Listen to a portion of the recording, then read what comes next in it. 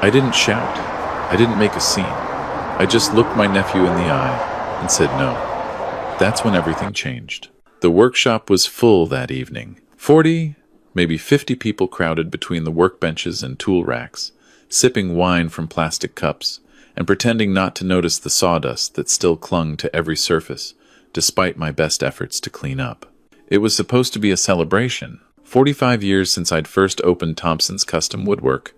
45 years since my wife Catherine had convinced me to quit my job at the mill and chase what she called my real calling. She'd been dead 3 years now, and this party was as much about remembering her as it was about the business. Tyler stood near the lathe, his girlfriend Megan attached to his arm like an expensive accessory. They'd driven up from Toronto that morning in his new BMW, the one I still didn't understand how he could afford on a sales associate's salary. He'd hugged me when he arrived, called me Uncle Rob the way he used to when he was small, before his father, my brother David, died in that logging accident. David had been my partner once, back in the early days. We'd built this place together, plank by plank, before the cancer took him too young at 42. I should have seen it coming. The way Tyler had been circling me all evening, steering conversations toward property values and retirement plans. The way Megan kept photographing everything with her phone, paying special attention to the timber frame ceiling and the view of Lake Muskoka through the north windows. But I'd wanted to believe he'd come because he cared, because family still meant something. The toast happened around 7. Our local MP, a friend of Catherine's from her teaching days, said some kind words about craftsmanship and community. People clapped. Someone opened another bottle of wine. That's when Tyler cleared his throat and raised his own glass. "I'd like to say something, too," he announced, his voice carrying that Toronto confidence I'd never quite gotten used to, about succession planning and keeping this legacy in the family where it belongs. The room went quiet. I felt my chest tighten the way it did when I knew something was wrong with a joint, when the wood wasn't sitting true. Tyler smiled at the crowd, then turned to face me directly. "Uncle Rob has built something incredible here. My father helped start it, and now I think it's time we talk about the future. The family's future." He reached into his jacket pocket and pulled out a folder. Blue, crisp, the kind lawyers use. "I've had some papers drawn up," he continued, walking toward me with Megan recording on her phone. "Just a simple transfer of ownership. You've earned your rest, Uncle Rob. Let me take this off your hands. Let me honor Dad's memory by keeping the Thompson name on this business." The folder landed on the workbench between us, right next to the cherrywood box I'd been finishing for Mrs. Patterson's anniversary. 45 years of work, of Catherine's dreams, of David's sweat, reduced to whatever was inside that blue folder. "Tyler," I said slowly, my hand still on the box, "this isn't the time." "It's exactly the time." His smile didn't waver, but something cold flickered behind it. "Everyone's here. Everyone who cares about this place. Let's make it official. Sign these papers, and we can celebrate properly. The property, the business, the client list, everything transfers to me. I'll even let you keep working here, if you want, part-time, consultant role. Let me keep working." In the shop I'd built, on the property Catherine and I had mortgaged our future to buy. "No," I said. "Just that. Just no." The word seemed to echo in the sudden silence. Someone's wine glass clinked against a chisel set. Outside, a loon called across the lake. Tyler's face changed. The smile cracked, and beneath it was something I'd never seen before. Something hungry. "What do you mean, no?" "I mean no, Tyler. I'm not signing anything tonight. This is a party, not a business meeting. Uncle Rob." His voice dropped lower, more dangerous. "I've been patient. 3 years since Aunt Catherine died. 3 years watching you struggle to keep up with orders, watching you lose clients because you can't scale. I'm offering you a way out, a dignified way out." Megan's phone was still recording. I could see the little red light, feel the weight of all those eyes watching us. "I'm not looking for a way out," I said. That's when he did it. Tyler reached across the workbench, grabbed my wrist, and pressed my hand down onto the folder. His grip was tight, aggressive, the kind of grip that leaves marks. "You're going to sign these papers," he said, loud enough now that everyone could hear. "My father built this place as much as you did. He deserves to have his legacy continued by his blood. You had your time. Now, it's mine. I pulled my hand back, stepped away from the bench. Tyler, you need to leave. He laughed. Actually laughed. Leave? This is my property, old man. Or it will be, once you stop being stubborn and face reality. You're 67. You've got arthritis in both hands. How many more years do you think you can swing a hammer? How long before you hurt yourself and I have to clean up that mess too? The cruelty in his voice, the calculation. It was like watching a stranger wear my nephew's face. I said no. Tyler's hand shot out and swept the folder off the workbench. Papers scattered across the floor, across the cherry wood box, across 45 years of memories. Then you're a fool, he spat. My lawyer will be in touch. You'll sign over this property one way or another. Dad left me something in his will, something you've been keeping from me. I know it. And if you won't give it to me willingly, I'll take you to court. I'll tie this place up in litigation so expensive you'll have to sell it just to pay your legal bills. He turned to the room, to all those witnesses. Everyone here knows this place should be mine. My father's blood, my father's sweat. What right does he have to keep it? For a moment, nobody moved. Then Mrs. Patterson, 76 and sharper than most people half her age, stepped forward. What right? She said quietly. The right of the man who paid every mortgage payment. The right of the man who kept the lights on when David was too sick to work. The right of the man who put David's name on the sign even after he was gone. Because that's what partners do. Tyler's face flushed red. You don't know what you're talking about, lady. I know exactly what I'm talking about. I was Catherine's friend for 40 years. I know where every penny came from. She looked at me. Don't you dare let him bully you, Robert. Tyler grabbed Megan's arm. We're leaving. But this isn't over, Uncle Rob. You'll be hearing from my lawyer Monday morning. And when you're drowning in legal bills, trying to figure out how to save this place, remember that I offered you the easy way. They pushed through the crowd toward the door. I heard the BMW start up, heard gravel spray as he accelerated down the driveway too fast. The party dissolved after that. People offered sympathetic words, tight hugs, promises to testify if it came to court. But underneath it all, I could see the worry. Tyler was right about one thing. Legal battles were expensive. And I was 67, with arthritis that made morning grip strength a prayer, not a guarantee. By 9, everyone had left, except Mrs. Patterson and Tom Chen, who'd been my accountant since 1985. He's bluffing, Tom said, helping me pick up the scattered papers. There's nothing in David's will about the workshop. I handled the estate myself. David owned 15% of the business, and you bought that out from his estate years ago. Everything's in your name, clean and clear. Then what's he talking about? I asked. Mrs. Patterson handed me a glass of whiskey. He's talking about desperation. That boy's in debt up to his eyeballs. I've heard things through the church network. The BMW is leased, the Toronto condo is mortgaged to the hilt, and he's been gambling. Badly. The whiskey burned going down, so he wants to liquidate my life to pay his debts. Looks that way. Tom gathered the papers into a pile. These transfer documents are actually legitimate. He must have paid a real lawyer, but they're worthless without your signature. Can he actually take me to court? Tom hesitated. He can file a nuisance suit, claim some kind of family entitlement. It won't go anywhere, but you'd still have to defend it. And yes, that costs money. I looked around the workshop. At the tools Catherine had surprised me with on our 10th anniversary. At the timber frame David and I had raised in a February snowstorm.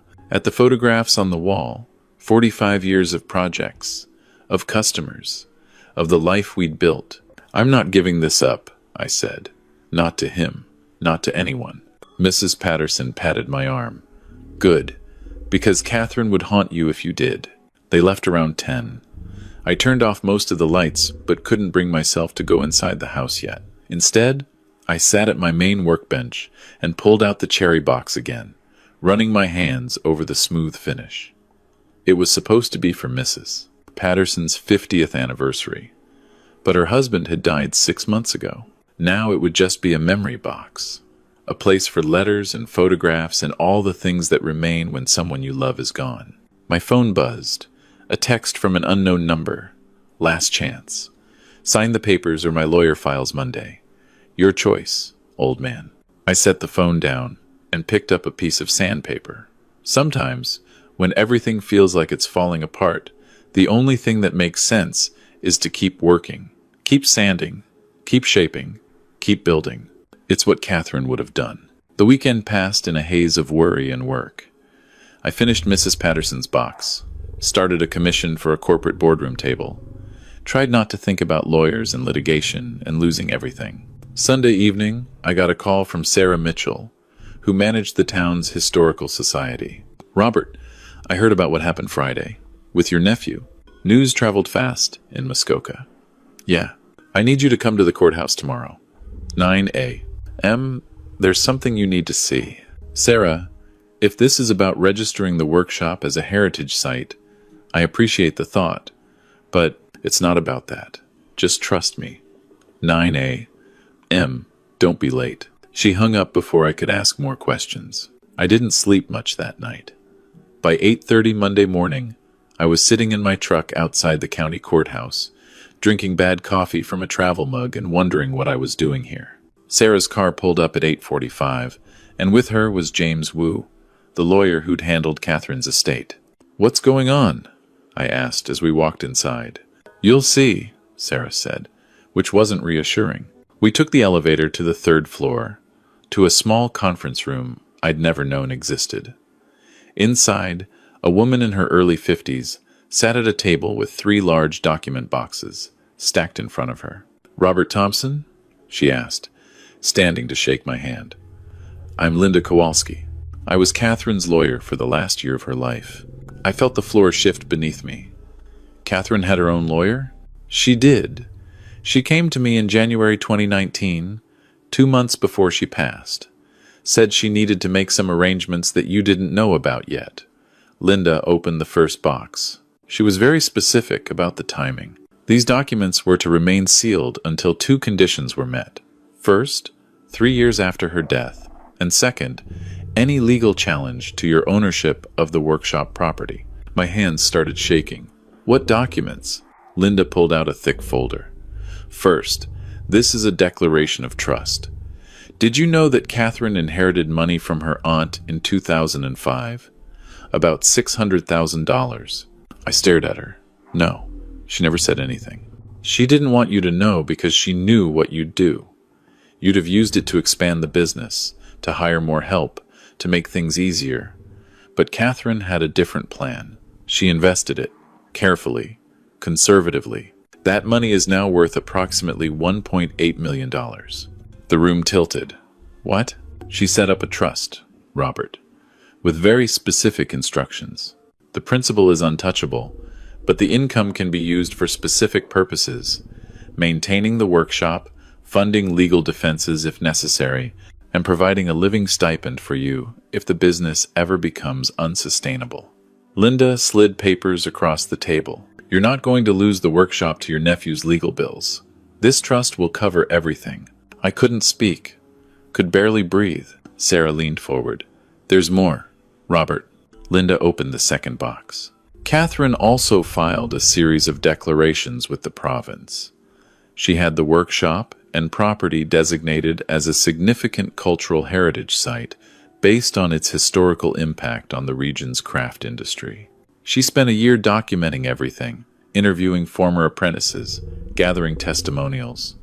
The designation was approved 6 weeks before she died, but she asked me to hold the paperwork until it was needed.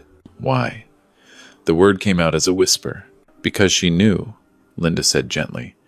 "She knew David's son would come eventually. She knew Tyler was struggling with money even then.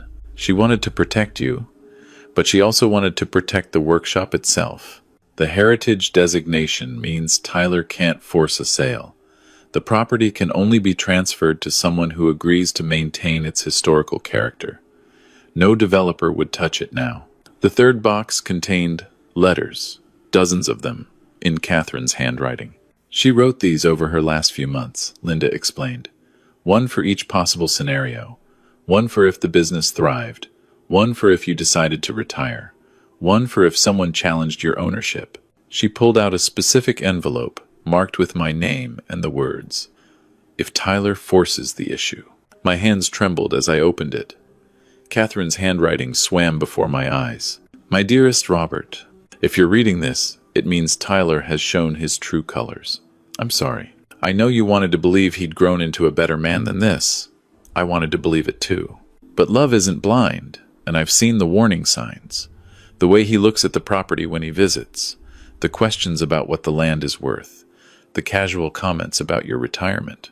He's David's son, and I love David like a brother, but Tyler isn't David. David built things. Tyler only knows how to take. I've tried to give you the tools to protect yourself.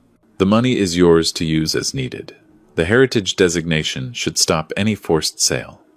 But more than that, I wanted you to know, you don't owe anyone your life's work. Not family, not guilt, not obligation. The workshop is yours because you earned it.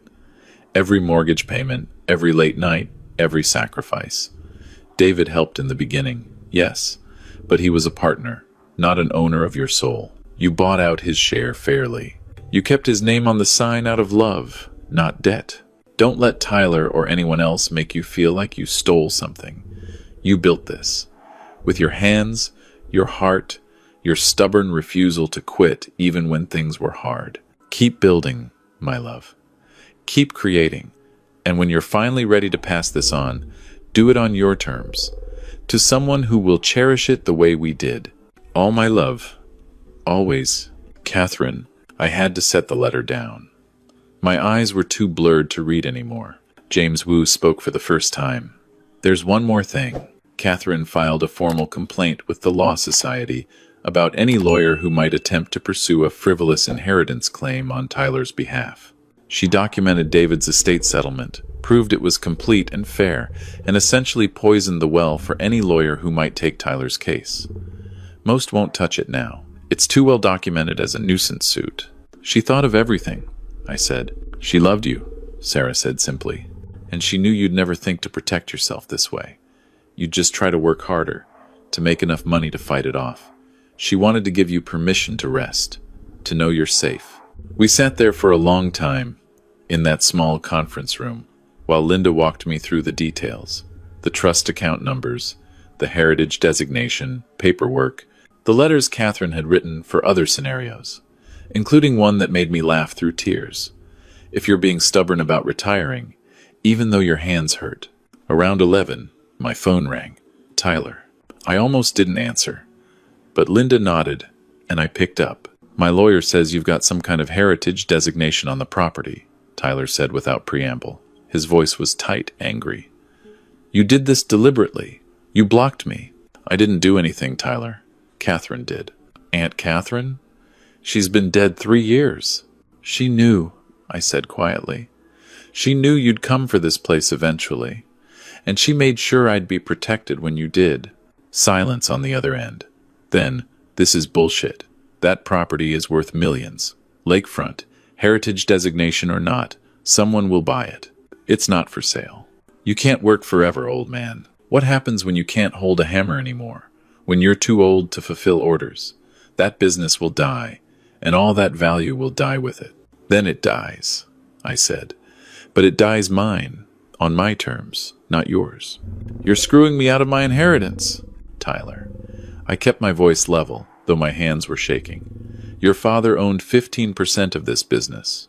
When he died, I bought that share from his estate for fair market value. Your mother used that money to put you through college. There is no inheritance here. There never was. He built that place. He helped build it. 40 years ago. And I've been paying for it, maintaining it, growing it, ever since. You want a legacy? Go build your own. I hung up before he could respond. Linda was gathering the papers back into the boxes. He'll probably try one more time. Send a threatening letter. Maybe file a complaint with the township. But it won't go anywhere. Catherine's documentation is ironclad. What do I owe you? I asked. For all this work? Nothing. Catherine paid a retainer that covered everything, including the next 10 years of trust administration if needed. Linda smiled. She was very thorough. I drove back to the workshop in a daze. The morning shift was already underway. Jake and Marcus working on a custom dining set, while Amy handled the finishing room. They'd kept things running while I was gone, the way they always did. Good people. Catherine would have liked them. Mrs. Patterson showed up around 2 with a casserole, and the news that Tyler had been by the church that morning, trying to rally support. Nobody wanted to hear it, she said. He made a fool of himself, yelling about fairness and family rights. Father McKenna told him to leave. I'm sorry he's bothering people. Don't be. Let him show everyone who he really is. Sometimes that's the only way people learn. That evening, I sat at my workbench with Catherine's letter spread out in front of me. I read it 3 times, memorizing the loops of her handwriting, the way she always made her capital R's with that extra flourish. She'd protected me. Even after death, even though she couldn't hold my hand or talk me through the fear, she'd found a way to keep me safe, to keep the workshop safe, to keep the dream we'd built together alive. My phone buzzed. Another text from Tyler. This isn't over, but it was. I could feel it in the way my shoulders finally relaxed, in the way the workshop seemed to breathe around me. Catherine had given me more than financial protection. She'd given me permission to stand firm, to believe I was worthy of the life I'd built. I picked up a piece of walnut I'd been saving for something special and began to sketch. A box, larger than Mrs. Patterson's.